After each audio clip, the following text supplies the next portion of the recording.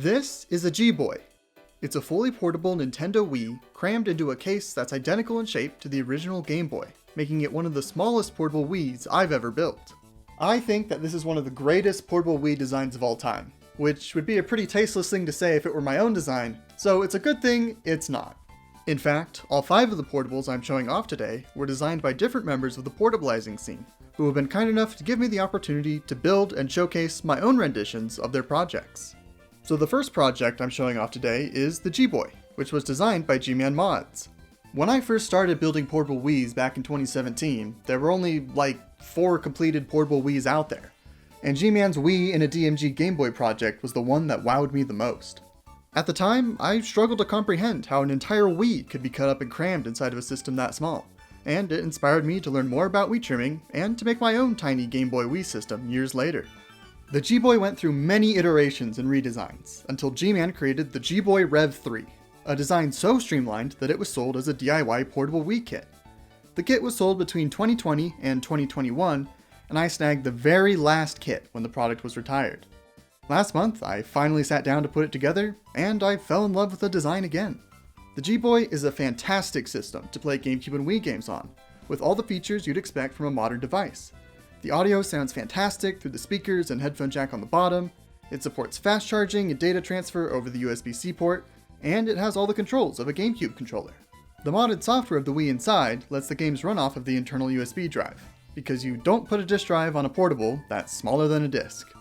The custom software also lets you set up configs for each Wii game, so that the built-in GameCube controller can be used to play many Wii games.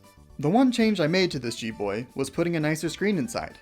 I helped trial the G-Boy kit back in 2019, a time where we feared no gods or trademark lawyers and still called it the Wii Boy. This beta version and the kit both used a 240p screen, which is fine, but not great. Since then, a 480p IPS screen of the same dimensions has become available, and it looks a lot better than the old screen. 480p is the highest resolution that the Wii can output, so this is almost as good as it gets for a screen on a portable Wii. Beyond just the look of the screen, I'm a big fan of how the greens inside and out blend together. The buttons and sticks are green, the G-Boy circuit boards are green, the Wii motherboard is green, the batteries are bright pink, but they're the highest capacity batteries I've got, so an aesthetic sacrifice was required. And this clear green shell that tied it all together was provided to me by PCBWay, the sponsor of today's video. Over the last few years, almost all of the cases I've used for my portables have been provided by PCBWay. I love the look of transparent electronics, so their UTR 8100 transparent service has been a consistent go-to for me. PCBWay offers a coloring service on these cases, so that I can pull a case out of the box and put it to use immediately, without having to get my hands dirty with paints or dyes. In addition to 3D prints, PCBWay also specializes in circuit board production. You can get 10 high-quality custom circuit boards for as little as $5, which enables really streamlined designs like the G-Boy. If you've got a project that could benefit from services like these, then check out PCBWay at the link down below. Now, while the G-Boy kit isn't available for sale anymore, G-Man did publish the case files for anyone to use. A few modders have taken a crack at creating new circuit boards with modern components to keep the G-Boy project alive. While none of the remixes are quite as streamlined as the old kit was, I put links to them down below for anyone who wants to look into making their own. And since I am a real YouTuber, I couldn't pass up the opportunity to shoehorn in a ranking system. However, as someone who's been a fan of these projects for many years, it just wouldn't be possible for me to set aside my biases and be a fair evaluator. To remedy this, I've created a soulless machine called the Reasonable Number Generator that'll evaluate each portable without bias and output a rank on a scale from 1 to 10. For its first rating of the day, the Reasonable Number Generator gives the G-Boy a 9 out of 10. Good start. Next up is a portable Wii designed by a modder named Wesk, who named this Metroid-inspired design the Aran. I've got a soft spot in my heart for projects that are very targeted in their theming, so I've wanted to build my own Aran from the moment Wesk published his case files. Last year, PCBWay started offering electroplating services on some of their cases, which created the perfect opportunity to do a metallic-y Samus case. They sent over a glossy version and a matte version of the case I requested, and I opted to use the matte one. Glossy cases look really sleek, right up until they start making contact with oily appendages. That's when they transform into fingerprint war zones, leaving me inclined to use matte finishes for most of my projects. Once I was armed with the perfect case for the build, I started on the assembly process. I made some custom neon green buttons and sticks to tie the theme together, and installed an IPS 5-inch screen to keep things looking sharp. The back half was pretty straightforward to put together. Wes told me that the Iran's layout was heavily inspired by my old Louis design, so getting the power boards and the trimmed Wii installed was a familiar process. Now, in my past videos, I've always just kinda gone, and then I trimmed a Wii really small, and never actually explained why trimming a Wii is possible. So let's change that. Here's a very brief, 1-minute long explanation on how Wii trimming is even possible.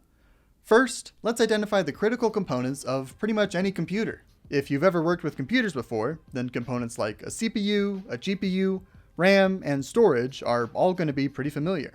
This is a standard Wii motherboard. It's pretty big, but it's also just a very proprietary Nintendo computer. The CPU is right here, the GPU is here, the RAM is here, and the storage is back here. Rather conveniently, these chips are all right next to each other, on the same portion of the motherboard. But surely you can't just cut out a shape that keeps all those chips and still have a working Wii, right? Actually, that's almost all there is to it. There's just one holdup, and it's that every time you turn on a Wii, it runs a few checks before actually booting up. If the Wii notices that it's missing either the Wi-Fi or the Bluetooth module, which are both located on the edge of the motherboard, then the Wii will refuse to turn on. The good news is that a modder named Aurelio took the time to develop software patches to get rid of those dependencies. So once those patches are installed, your Wii is sufficiently brainwashed, and now you can cut it up. These lines mark out what's considered a standard Wii trim, as it keeps all the critical chips we talked about earlier, as well as some convenient soldering points for testing things later on. Once the cuts are made, some cleanup is done to make the edges nice and smooth, to prevent independent signals along the edges from running into each other. Then we need to relocate one small chip that sends the turn on signal, run 2 wires to a TV to get video output, and attach voltage regulators to supply power to the Wii. Voltage regulators sound complicated, but all you need to know is that they're magic boxes that take in one voltage and spit out a different voltage. Whether this is through the powers of heaven or hell is uncertain, but I leave a piercing stake next to all of my portables in the event of demonic possession. Once the regulators are connected and turned on, the Wii should then boot up to a no USB found screen, which means that the Wii still works. From here, I relocate things like a USB port to load games and software with, a GameCube controller port so that I can actually interact with the Wii, and then a bunch of wires for video and audio. Those Bluetooth and Wi-Fi modules from earlier can be brought back in, as well as a few other optional features if those are of interest. Once you've got all the features you care about added back in, you're good to put the newly shrunk Wii into your project. And that is my 2.5-minute long, 1-minute explanation on how Wii trimming actually works. I've linked some resources down below that go way more in depth on how to do your own trim. Check those out if you want to learn more, but hopefully the short explanation helped demystify the process for you. For the Wii trim on my Iran, I've only performed the required relocations to give an idea of what the simplest Wii trim can look like. After connecting a bunch of wires and doing some troubleshooting, I've got a very sleek looking portable Wii. The real Wii inside makes the Iran a fantastic option for the original Prime Trilogy games. There's no lag or stutters, and the games look just like they did 20 years ago. I've never actually played past the tutorial of the first Prime game, but finishing this guy up motivated me to get a bit deeper in. The Iran is pretty comfy to hold, as the extended grips on the side give you a fair amount to hold on to. The face buttons are quite a bit smaller than official GameCube buttons, but this layout is usable. The Iran also has a pretty substantial battery life, clocking in at just under 5 hours. While this is a beautiful build, I wouldn't recommend the Iran as a first portable build. As I'll show later, Wesk has made some incredible projects, but the Iran was his first portable design. Everyone's first portable has some rough edges. The Iran requires some outdated parts, some awkward fits, and a lot of glue. A little bit of glue in a portable is okay, but designing proper mounting points and using screws means that you can easily take things apart later, without risking damage to any of your components. But my opinions on these builds don't matter. The correct opinions come from the reasonable number generator, which gives the Iran a... that's harsh, but unbiased, and that's what matters. Next up is the Wii X, a portable Wii designed by a modder named Spencer. Spencer was known for making really creative ergonomic portables, and this is one of the more polished cases he ever created. The Wii X is another old design, so getting modern components to fit was an adventure. There's quite a bit of glue and some awkwardly designed screw posts to get everything mounted.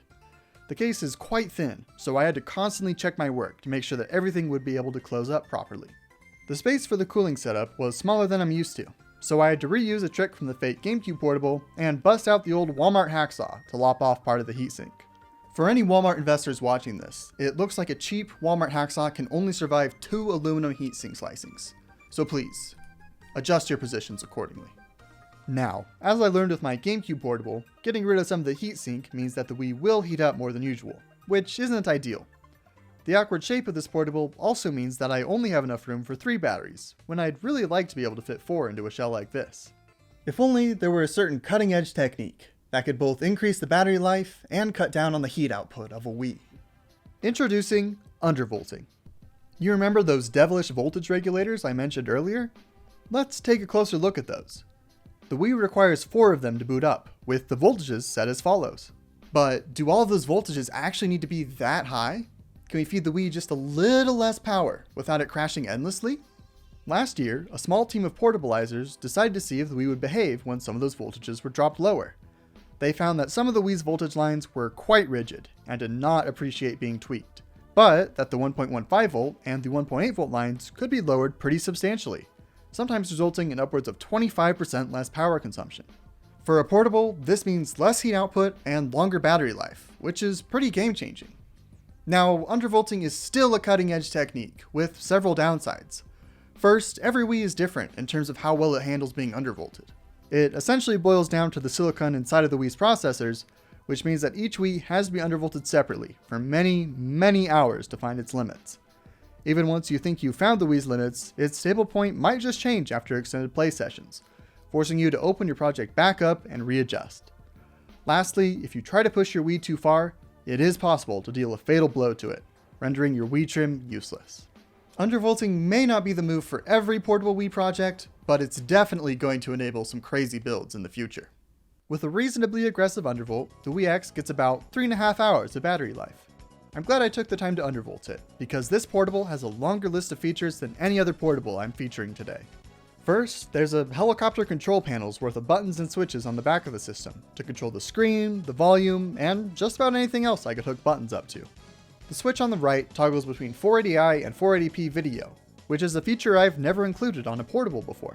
On a Wii, 480p is better than 480i in every single way, except that there are a small handful of games that just don't work over 480p. So this switch lets me set the Wii to output 480i for those few games that need it, such as Budokai 2. This portable is also my first to feature controller rumble. This portable has 2 Wii Remote rumble motors in it, which is definitely a bit much. The portable also has 2 infrared LEDs at the front, which act as a sensor bar for Wii remotes. Spencer would often leave this mount on the bottom of his portables, meant for attaching a tripod, which makes playing games like this a little less awkward. Overall, I really love the Wii X. Its curves make it very comfortable to hold, and I suspect that I might steal Spencer's trigger system for some of my future projects.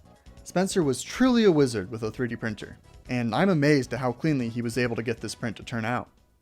Now, you might have noticed that I've been referring to Spencer in the past tense throughout this segment, and that's because in 2020, Spencer suffered a tragic, I want to spend more time with my wife and kids incident, and he retired from portabilizing at that time. Live in peace, Spencer. His absence means that the case files for this project aren't available, so there's no way for anyone else to build one of these right now. With the knowledge that this may be the only portable of its kind, the reasonable number generator has given the Wii X a 5 out of 10. I mean, yeah, I guess it's alright. Next up on the building block is my take on a portable called the Wii Vision, the result of a collab between G-Man and Shank from 2019. It's a nifty portable based on T-Chase and Vision, an old GameCube portable that inspired them. Like the G-Boy, the Envision was one of the first portables I saw when I was getting into portabilizing myself, so it's got a special place in my heart as well. So naturally, I respected the long-standing tradition of elegant Vision-styled cases by making mine bright red, slapping polka dots on the buttons, and putting critters from Pikmin on the back. 3D printing images into cases like this is one of my favorite artsy tactics. The technique is pretty straightforward. All I do is create a blocky version of whatever image I want to use, create a shallow hole in the case where the image goes, and then painstakingly break apart the image into each individual color. From there, I have my 3D printer print out each color on its own, and then print the final case over it. That being said, the more colors you have the 3D printer use, the more likely something is to go wrong, forcing you to start over completely. Sticking it out through the failures has brought me some very pretty cases, so it's worth the painful restarts in my eyes. The reason I went with a Bulborb theme for this build was because I like Bulborbs a lot. And Pikmin 4 was also like a month out from release at that point, so Pikmin was on the mind. I also needed to better secure my monopoly on Pikmin-themed portable Wiis. This build raised my ownership stake up from 100% to 100%. Difficulty-wise, the Wii Vision was a pretty straightforward build. This was initially going to be a refurbishing of a used Wii Vision I bought years ago, but this gray one was in rough enough shape that I opted to just harvest what I could and start from scratch. The Wii Vision design is about as old as the Iran and the Wii X, but G-Man and Shank were much better at integrating proper mounting points into the case, so the glue to screw ratio is pretty tolerable. Getting a hold of the proper buttons was a bit tricky, as the build does rely on a specific Mad Catz controller for the face buttons and triggers. They're an important part of the Wii Vision charm, so I used my resin casting setup to produce these revolting polka dot buttons for the Bulborb theme. I'm pretty pleased with how they turned out. And the finished build turned out really nice. This 4x3 5-inch screen is the same one I used in my portable PS2 and Fate GameCube portable, so it's nice to have another use for the panel. The Wii Vision does look really blocky, but it actually feels pretty nice to hold. The shape of the case is perfect for my hands when it comes to hitting the triggers, although the narrowness of the controls on the sides does make hitting the D-pad and C-stick a little awkward. The arrangement of the ABXY buttons is also unorthodox, but I already use 4 different controller layouts in my day-to-day gaming, so why not learn a 5th one? The build gets a battery life of around 4.5 hours, so that'll give me plenty of time to figure the buttons out. The Wii Vision is a very charming build, and I'm glad to finally have one of my own. That being said, the almighty reasonable number generator has decided that the Wii Vision is worthy of a 3 out of 10. Well, that's okay. I still like the Wii Vision a lot. Which brings us to the grand finale. This is the Ashita, an incredibly polished portable GameCube/Wii design from Wesk. The Ashita design isn't anything new on the outside. People have been cutting GameCube controllers in half and slapping a screen in the middle for over a decade at this point. But Wesk's design is special, because the case is entirely 3D printed, making it easy to replicate. The feel of the case is perfectly one-to-one with an actual GameCube controller, because Wesk used his own 3D scanner to get a near-perfect scan of one. Wesk then transformed his scans into this masterclass of a shell. A perfect feeling case for GameCube games. Wesk also made the incredibly generous move of publishing his GameCube controller scans and over 60 other scans of miscellaneous gaming devices publicly on the BitBuilt forums. Definitely check out Wesk's scan repository if you've got any projects that still need a starting point. Unlike the Iran, Wesk designed the Ashita to be a glue-free build. There are proper mounting points for every board, battery clips to avoid soldering directly to the batteries, and clean, custom circuit boards. These boards were designed to easily integrate with GameCube controller parts and the portabilizing suite of boards from 4Layer Tech. The soldering for an Ashita is still tricky, but the layout and size of the case make it the most straightforward portable I've ever had the pleasure of building. Now, the GameCube controller is my favorite controller to get artsy with, because it has such big buttons, meaning I can get really creative with my button designs. I've done some resin casting for my past portables, but my recent acquisition of a pressure pot means that I can now pull off more complex bits and bobs, like GameCube triggers and joysticks with rubber caps. I love putting random objects into buttons to see what happens, and I really like the look of some of the candy buttons I made. The more I've messed around with resin casting, the more I've come to enjoy it. So if you're looking for a hobby that has a little less soldering, and a little more mixing chemicals, / making pretty things, / permanently staining every article of clothing you own, I'd highly recommend looking into resin casting. My custom buttons combined very nicely with PCBWay's painted resin case to create the theme I was going for. This build might be a bit over the top in terms of theming, but my last 4 builds were white Wii portable, followed by black PS2 portable, and then black GameCube portable, and then finally all white Wii Fit board, so I desperately needed to inject some color into today's projects. The completed Ashita is the most ideal portable for playing GameCube games in my opinion. It uses the same 5-inch screen that the Wii X and Iran used, but it's got the full GameCube handle slapped onto the side. It really feels one-to-one with an official GameCube controller, so if you're a GameCube controller hater, then get out. I've got a special place in my heart for this guy, so I'll love the Ashita enough for the both of us. The Ashita is also the first portable I've ever built that uses an analog wheel for volume control rather than buttons, which makes it an even better fidget toy while it's turned off. Just remember to rotate the wheel back to neutral, or else you're going to get jump scared the next time you turn it on. The Ashita gets about 3 hours of battery life, with USB-C fast charging for getting the batteries back up quickly. Of all the builds today, the Ashita is my all-around favorite. I've built a few of them now, Enough that I feel confident in making it my #1 recommendation as a starter build for anyone who wants to get into portabilizing. The custom circuit boards make wiring everything together very straightforward. Everything has a proper mounting point, and the Yoshida's large size gives you some flexibility in your wire routing. Building any portable Wii is a pretty serious challenge, but if you take the time to learn how to solder properly, then I think the Yoshida is well within the grasp of someone getting into the hobby. Of course, we still need one last piece of input from the reasonable number generator, who gives the Yoshida a